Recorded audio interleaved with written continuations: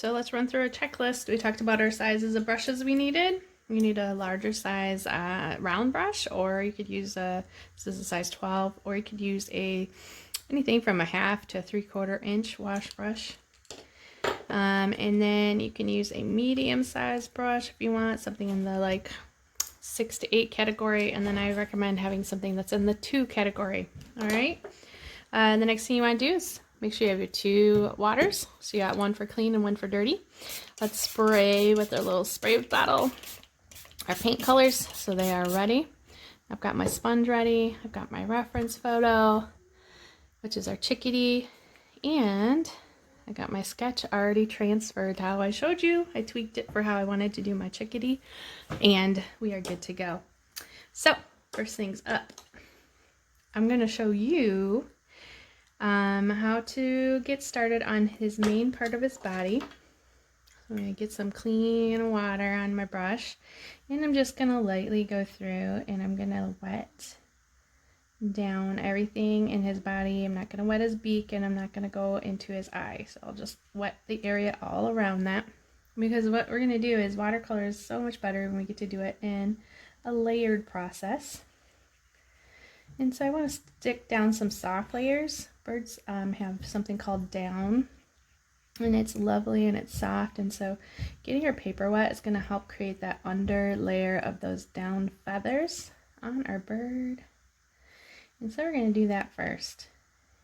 And so I got all those sections wet. I'm checking in the glare to make sure I didn't forget something or that it's not wet enough. I can go back in.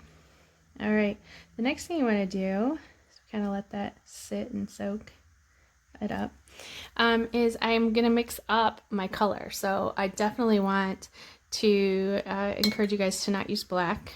You're going to get a lot of more depth out of your pictures if you're not using black. So I'm encouraging you to mix up a lovely soft gray from your blue and your browns, and play around, figure out which one makes which before you touch your picture, and see what you like. And once you have that, you know, you can leave it on your thing because you can always go back and re-wet it. And then the other thing I'm going to recommend is you clean your brush off and then get a little bit of some yellow ochre off your palette. You guys all have yellow ochre on your palette. And I get it a little wet because right in here on my chickadee, he's got this lovely little kind of yellowy golden belly coming in, and the front of it is white, but right here it's got that yellowy golden. And so I'm just going to tuck that in here, get some little bits of it here and there, leave little white spots, but I'm just letting the paint fade in. Okay, it'll get lighter as it dries, so I'm not super concerned. And this area right here, I don't know how well you guys can see, but this area right here, it actually kind of has a slight yellow tone with the grays that are in there. So I'm just going to drop in a little bit. And I don't want it too dark because it is lighter right there. So I'm just going to clean my brush off, move it back and forth a little bit. So it's there, but it's just a nice little hint. All right, so now I got that part in. Now I've got my gray that I already mixed up. So I want to go in and add my soft grays. Let's go right here. And so I'm going to go under here, under the chin. This must be getting dry because it's not even going in. So if that happens, if yours is already dried a bit, you can always come back in after with a clean brush. Wet it a little bit and then come back in.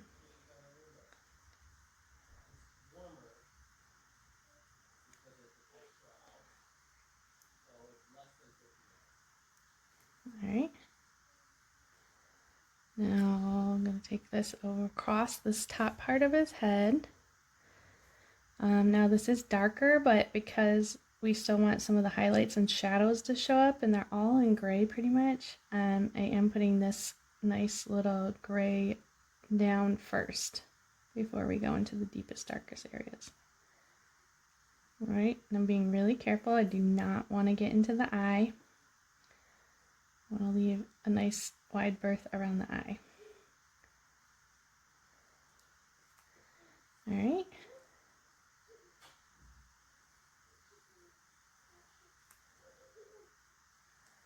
And now the back of his tail has some nice grays, so I'm going to go in there, bring him in.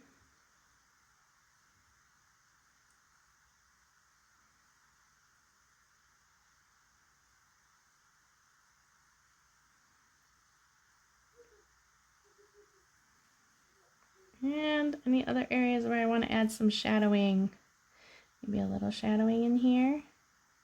Let's see how. Now if you get a puddle that you don't want, don't forget you can add in a cloud or you can suck it up. So maybe I want to put in more of a cloud there. There we go. All right, so that is one of the ways you can do your background. Another way is doing the same thing where you're wetting sections. So this one I wet sections, and then this time I mixed up, like I decided what color my limbs were going to be, and this one they're more of a pine branch, a warm brown, but this one they're more gray toned, kind of like I don't know, some of our trees have a more gray tone, our maples and stuff. Anyway, so I got it wet in this section, and I put in some gray streaks of branches first, and actually no, I put in my blue. I put in patches of blue, and this time I did a phthalo blue, so you can kind of see it's a warmer, sunnier kind of blue. And then I put in my gray streaks for tree limbs, and then I came in with my soft muted green, and I put in some muted greens in here. And again, I went section by section. This section, then I did this section, then I did that section, and then I did this area. So you're just going to come in with that gray. Now, if it bleeds out too much, then just let it dry a little bit more and you can touch up those branches. The fun part is having some of those areas that are really blurred out. It really gives that bokeh realism effect. It helps there be depth because then it focuses the eye on what you want it to focus on, which is your bird and that front limb. Okay? All right. All right, next up, this guy is completely dry. So now I want to go back in and add more details to my lovely little chickadee and deepen some of these tones, go with some darker mixes, and start adding in these details. So first thing I'm going to do is I'm going to mix up using my brown and my dark blue. I'm going to mix up some lovely gray tones, and I'm going to get one really highly pigmented. That means less water, more paint. Okay, so really work on getting a nice little pile of that mixed up so you don't have to keep going back and mixing it while you're in the middle of painting your painting. That's just something you don't want to have to deal with. So mix it up ahead of time. That's what I'm doing right now. And then it's all ready for you to go. So much easier. All you have to do is add water. You need it lighter, not, it's all good. All right, so that's what I want to do now. Also, we're going to be touching up on that eye. If you don't have a really good detail brush, I am totally fine with the fact that you may want to decide to use like a detailed black marker. You want one that's water resistant, so you just want to test out, make sure that whatever marker, it's not like a Crayola washable or something like that, because once that hits water, it'll just bleed out. It'll be sad. So use something that's waterproof. So normally that's like an alcohol-based marker. Okay, so we're going to come in. I'm going to go right over here, and I'm going to pay attention to what is the highlight and the dark on his little head. So yes, it looks like it's all black. It's a lot of different gray tones. He's got a lighter patch up here right at the top of his head, and then it kind of extends down and around the eye. It's darker here by the beak. It's darker by the back of the head. It's almost got a really deep dark shadow underneath his beak. I know it's hard to see because it's glossy, but trust me. So that's why it's good to have a reference photo. It kind of helps us out. Now I don't have to like do it exactly like the reference photo. That is not a big deal. I'm not going to freak out about that. So I'm coming in with this deep dark color, and I'm going to put it in a way where I don't want my brush too wet. It's currently too wet, so I'm going to wipe off some of that liquid. And I'm going to do it in this pattern of which way the feathers would grow. And the reason I'm doing that is it just helps with the realism as you add in these layers and sections. It gives a lovely realism to your bird. Because you know what? It's made up of tiny, tiny thousands of little feathers. All that little down sections. Is this my deepest, darkest tone yet? No, I might come back in again. But I'm just kind of looking at where that area is. And I'm doing tiny, tiny little brush strokes. So I'm going to lift that up so you can see it a little closer. But I hope you can see that okay. Tiny, tiny little fringe sections here, because I want those to show up as it goes. As we go forward, I want to just continually lay in those little areas. There's little areas where there's white feathers peeking through, so I'm going to leave little gaps here and there. And again, I'm paying attention. Which way are these feathers growing? And happy accidents. It's okay if I accidentally come out a little bit. If you end up with some feathers that kind of come off the head and maybe it's not as smooth, it's okay. You know what happens with birds?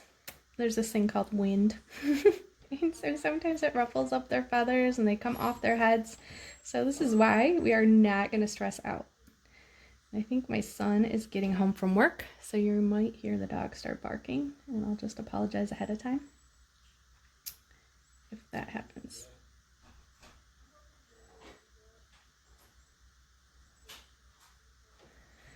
All right, here we go.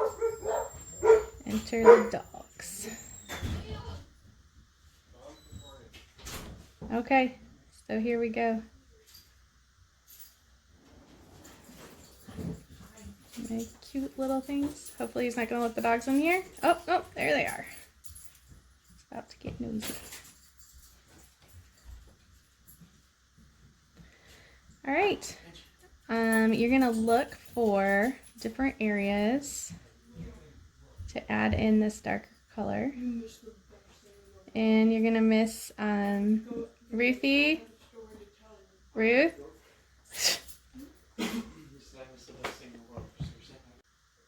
All right, so you're just going to continue to look for areas on your bird that need to be darker.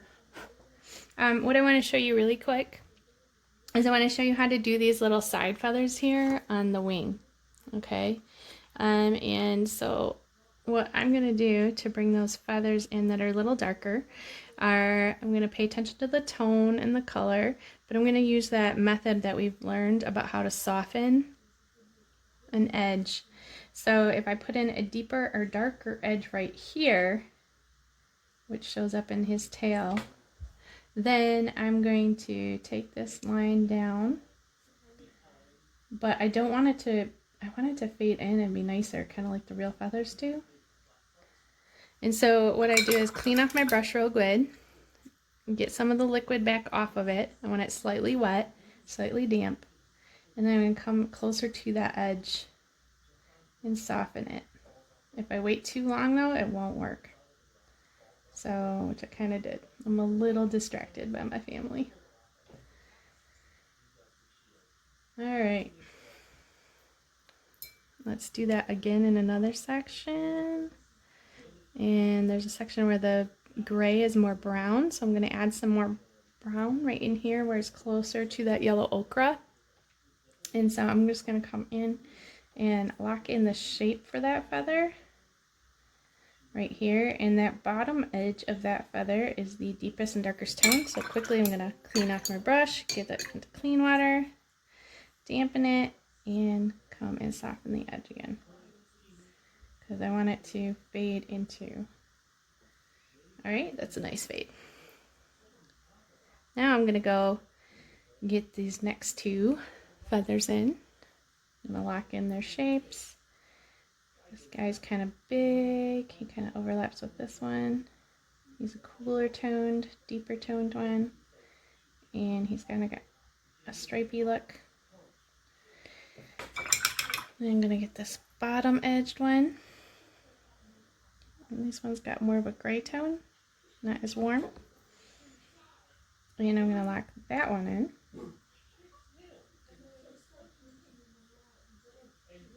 And then we get that one and we lock that one in. And that is that section. And then what I'm going to do is I'd put in all the rest of my lines for my feathers all along these ridges here. Really careful. So you want your smallest, tiniest detail brush to get these in. I'm gonna actually go in also in another area, make sure my paintbrush is not too wet. And I want to come in and I want to like get this shape and direction of these feathers here that are coming back off the neck right in here. I just actually painted the photo. But that kind of directional shift right there. And so I'm going to come in on there in that section, and it kind of starts right here back behind the cap. And I'm just going to keep going back and forth. Hopefully my brush doesn't have too much water so I can pick up these colors. And it kind of comes down near the wing, down here, onto the belly. Okay.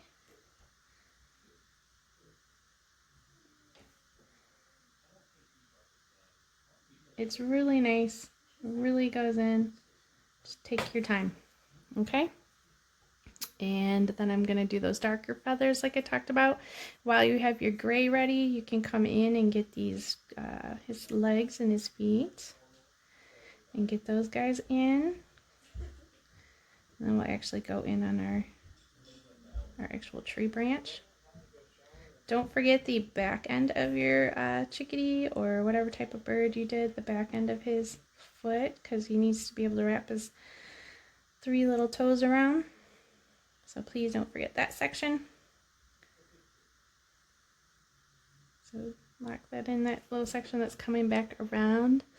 And let's see, any other areas where you see that you could add in some feather definition, go for it. You can add some fuzziness over here with your light gray. Some of the areas are very smooth and some of them aren't, so this is where you can do that. Alright, I'm going to come back to you after I've locked in these guys.